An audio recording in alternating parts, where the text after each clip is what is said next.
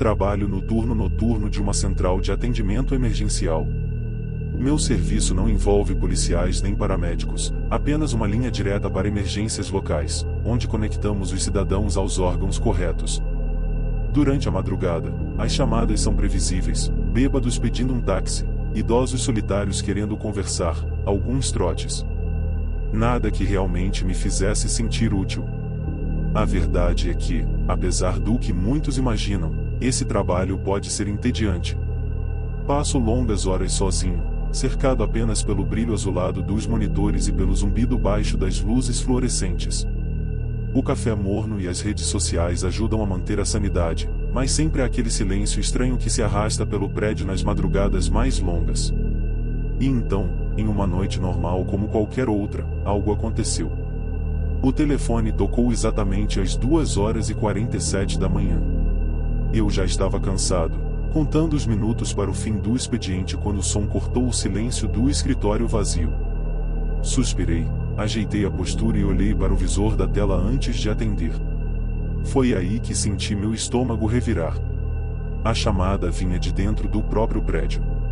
Isso não fazia sentido. Eu era o único funcionário de plantão, o prédio inteiro estava escuro e silencioso. Meus olhos percorreram a sala, como se esperassem encontrar alguém escondido nos cantos. Mas não havia ninguém. Tudo estava exatamente como antes. O telefone tocou novamente. Meu dedo hesitou sobre o botão de atendimento.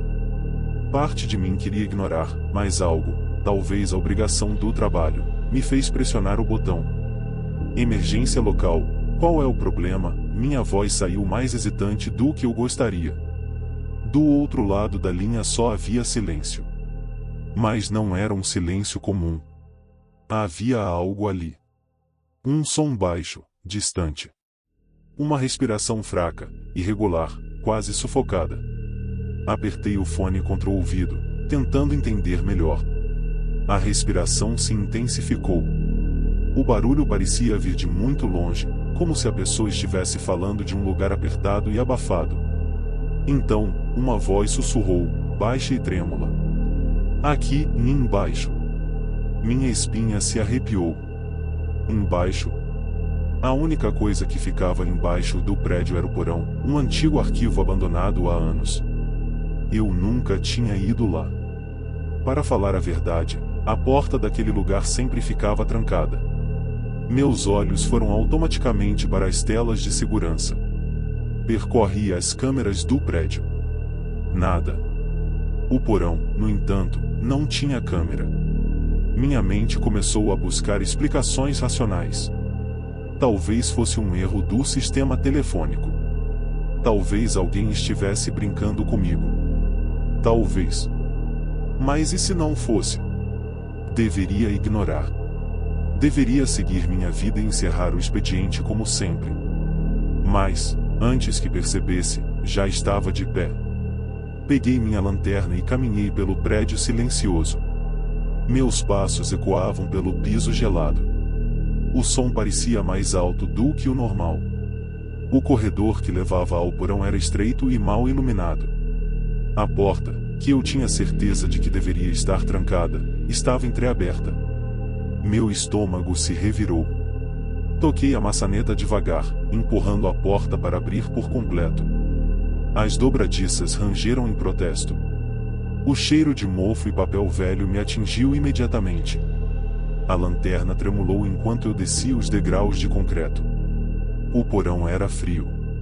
O tipo de frio que parece se infiltrar nos ossos. Meus olhos percorreram o ambiente. Prateleiras de metal enferrujadas formavam corredores estreitos, todas cobertas de pastas e caixas antigas. O lugar parecia intocado há anos. Foi quando vi, no final do corredor, um telefone antigo pendurado no gancho. Mas não era isso que me assustou. O telefone balançava. Como se alguém tivesse acabado de usá-lo. Minha boca secou. Aquele telefone não deveria estar ali. Não existia nenhum ramal no porão. Eu sabia disso. Minha respiração ficou pesada. Eu queria sair.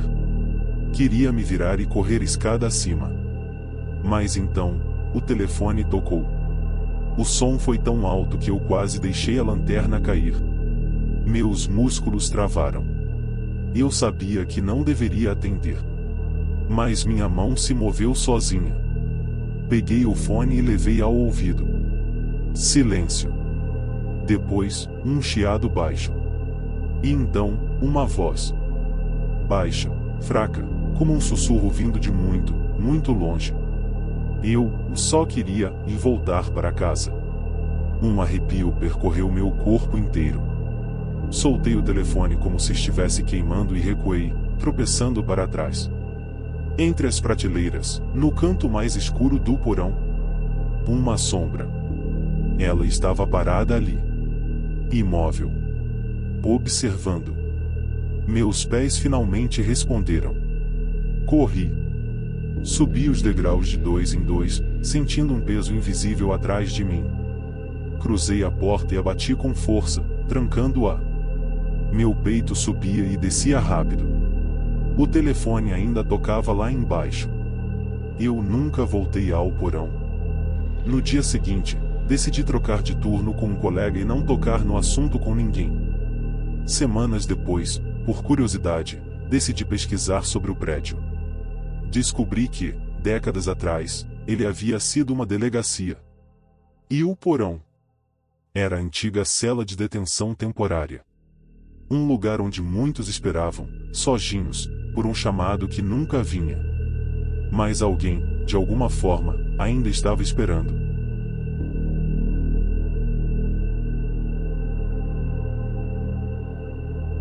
As madrugadas na lanchonete eram sempre iguais.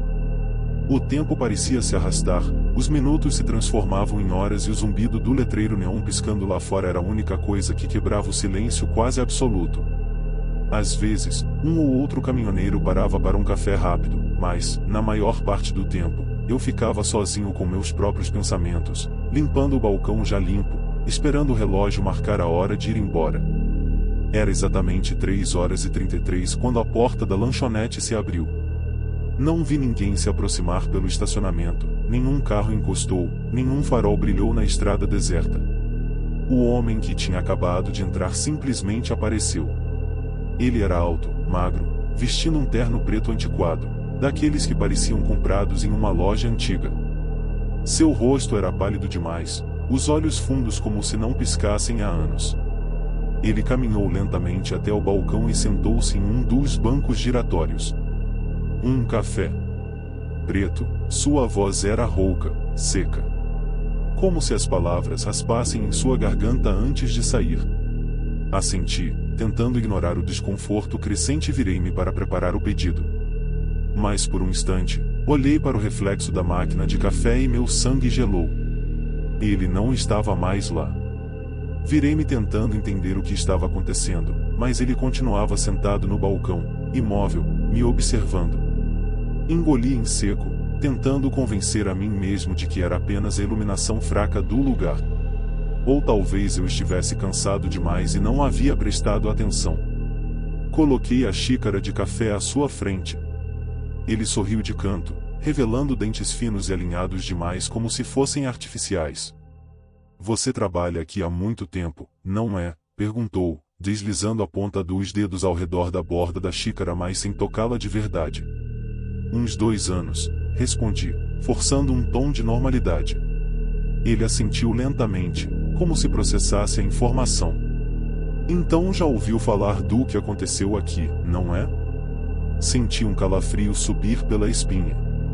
Eu sabia a que ele se referia. Anos atrás, antes da lanchonete mudar de dono, houve um incêndio. A versão oficial dizia que um curto-circuito na cozinha causou as chamas. Um funcionário ficou preso no estoque e não conseguiu sair a tempo. Trágico, mas nada que eu quisesse discutir às 3 da manhã com um estranho. Sim, já ouvi falar, murmurei, desviando o olhar.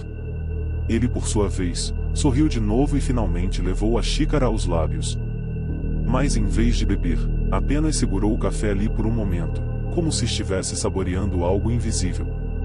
Não foi um curto-circuito, sua voz saiu baixa, quase um sussurro, mas o suficiente para fazer minha pele se arrepiar. Alguém trancou a porta do estoque por fora. Minha respiração travou. Isso não fazia parte da história que eu conhecia. Como você sabe disso? Minha voz saiu fraca, hesitante. Ele colocou a xícara sobre o balcão com um ruído seco e então me encarou diretamente nos olhos. Pela primeira vez, senti algo além de estranheza naquele olhar vazio.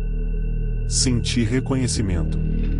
Porque fui eu, a frase saiu tranquila, quase casual. Como se estivesse comentando sobre o clima. O ar ao nosso redor pareceu mudar. Fiquei paralisado. Meu corpo queria reagir, correr, sair dali, mas algo naquela presença me prendia no lugar. O que? Foi tudo o que consegui murmurar. Ele inclinou levemente a cabeça, analisando minha expressão. Então, um novo sorriso se formou em seus lábios. E você? Você se lembra do que fez? Meu estômago revirou. Eu não sabia do que ele estava falando. E sabia. Flashes começaram a surgir em minha mente. Um corredor escuro. O cheiro de fumaça. A visão de uma mão batendo desesperadamente contra a porta do estoque. Um gosto amargo tomou conta da minha boca.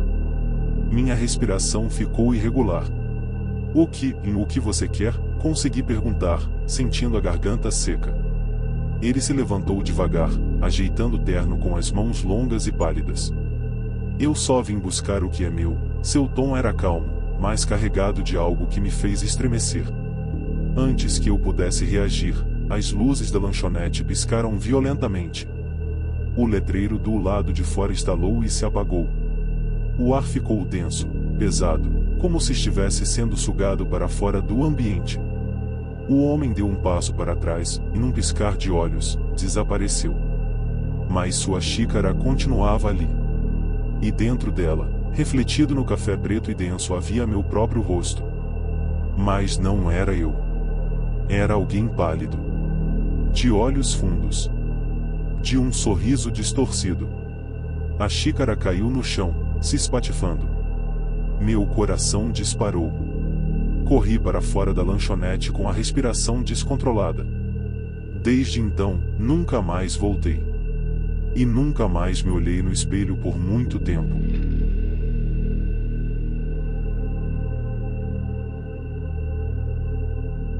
Trabalhar no turno noturno de um hospital nunca foi meu sonho, mas pagar as contas não era opcional. Como auxiliar de enfermagem, minha função era simples: checar os quartos, garantir que os pacientes estivessem estáveis e atender chamados quando necessário. Na maior parte do tempo, o hospital à noite era apenas um lugar silencioso e triste. Mas não naquela noite. Era por volta das 3 horas da manhã quando percebi que o elevador estava descendo sozinho. O painel marcava que ele vinha do último andar, o 7º. O problema? O 7º andar estava interditado há anos. Fiquei parado no corredor, observando os números diminuírem. 6. 5. 4. O hospital estava silencioso demais. 3. 2. 1. O elevador chegou ao térreo e suas portas se abriram lentamente. Estava vazio. Engoli em seco. Olhei ao redor, esperando que alguém saísse, mas não havia ninguém. A essa altura, meu coração já batia acelerado. Algo dentro de mim gritava para eu ignorar e seguir meu trabalho, mas outra parte sentia que eu precisava olhar. Eu entrei no elevador e apertei o botão para o 2º andar, onde deveria fazer minha próxima ronda. Mas o elevador ignorou o meu comando. O botão não acendeu. E então, antes que eu pudesse reagir, ele começou a subir por conta própria. 2. 3. 4. Eu pressionei o botão de emergência. Nada. O elevador continuou sua subida silenciosa. 5. 6. 7. As portas se abriram. O andar estava escuro. As luzes piscavam fracamente, iluminando corredores abandonados. O cheiro de mofo e remédios vencidos impregnava o ar. Meu instinto gritava para eu não sair dali, mas foi então que ouvi: enfermeiro. A voz era fraca, um sussurro engasgado. Vinha do fim do corredor. Meu coração quase parou. Olhei para a entrada do elevador, pronto para apertar qualquer botão e sair dali, mas meus pés começaram a andar por conta própria. A cada passo, senti o ar ficando mais denso, mais frio.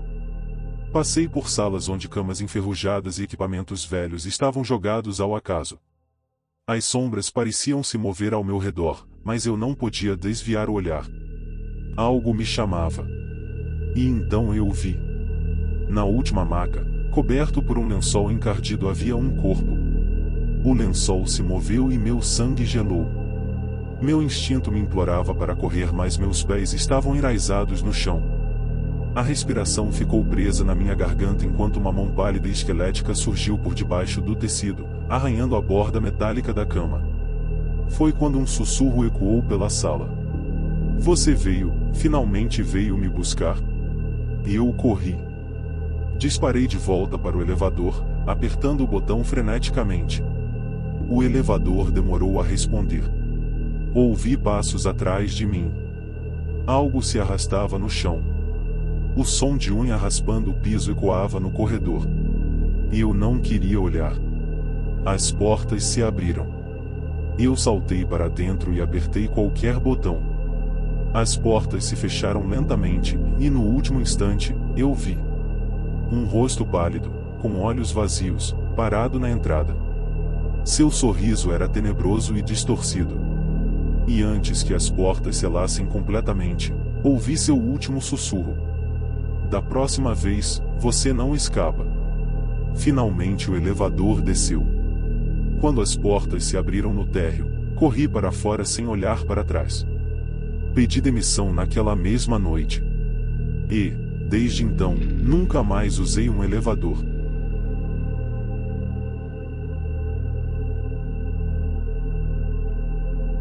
A maioria das pessoas não pensa duas vezes antes de passar por um pedágio. Jogam as moedas na cesta, pegam o troco, talvez murmurem um bom dia sem nem olhar para o atendente. Mas quando você trabalha em um pedágio no meio do nada, de madrugada, a coisa muda. Você percebe o quão solitário e estranho esse lugar pode ser. Eu cobria o turno da noite na rodovia 27. Não era um posto movimentado. Às vezes, ficava horas sem um único carro. Meu único companheiro era o rádio da central, que de vez em quando chiava alguma transmissão irrelevante. Era perto das 2h45 quando o rádio soltou um estalo alto. A frequência mudou sozinha, e uma voz sussurrou, quase imperceptível: Cabine 6. Meu corpo ficou frio. Olhei para a cabine 6, 2 posições ao lado da minha. Ela estava vazia.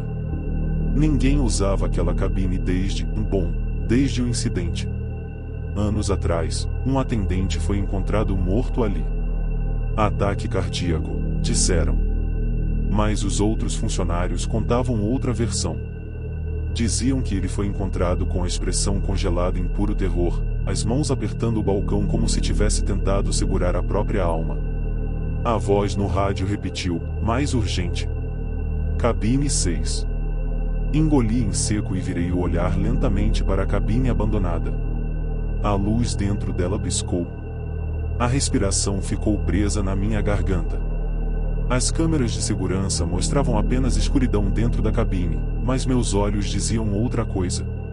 Havia algo lá. Uma silhueta escura. Estava parada dentro da cabine 6, imóvel. Então, o sinal da cancela tocou. Alguém estava na fila daquela cabine. Minhas mãos tremiam quando chequei a câmera voltada para a pista. Um carro preto, parado ali. Mas não havia faróis acesos. Não havia placa. O motor estava desligado, mas o vidro do motorista começou a descer lentamente. Não havia ninguém dentro. O rádio crepitou de novo. A voz sussurrou algo que dessa vez consegui entender: Pegue o troco. Meu peito apertou. Quando olhei para a bancada da cabine 6, vi uma nota de R$ 2, antiga, amarelada. E sobre ela, uma mão. Uma mão ossuda, dedos longos demais. Os nós dos dedos eram protuberantes, e as unhas, quebradas, sujas, como se tivessem sido usadas para escavar algo. A mão se moveu lentamente, empurrando o troco para mim. E então, outra voz, diferente da primeira, sussurrou: "Pegue o troco, mas não olhe para frente." Meu coração quase parou. Um baque gelado percorreu minha espinha. De repente, tudo fez sentido. O atendente anterior. Ele olhou. Ele viu o que não deveria ter visto. E por isso morreu. Meus dedos trêmulos pegaram as notas, mas mantive o olhar fixo no balcão. Eu não podia olhar para frente. Sabia que, se olhasse, seria o fim. Com a outra mão, alcancei o botão da cancela e o pressionei. O som mecânico das engrenagens ressoou na escuridão, e pelo canto da visão periférica, vi o carro desaparecer, sem um único som de motor ou pneus na estrada. Soltei o ar que não sabia que estava prendendo e recuei, quase tropeçando ao sair da cabine 6. Corri de volta para minha própria cabine e tranquei a porta, mantendo as luzes apagadas e me encolhendo atrás do balcão. Passei o resto da madrugada ali, imóvel, recusando-me a olhar para qualquer carro que passasse. Eu não queria saber se eles estavam vazios. O relógio parecia se arrastar. Cada minuto era uma eternidade. Quando finalmente amanheceu, deixei meu crachá sobre a mesa e fui embora sem olhar para trás. Pedi transferência no mesmo dia. Nunca mais trabalhei em um pedágio. Mas às vezes, quando estou dirigindo tarde da noite e o rádio chiando, ainda ouço aquele sussurro: "Pegue o troco, mas não olhe para frente."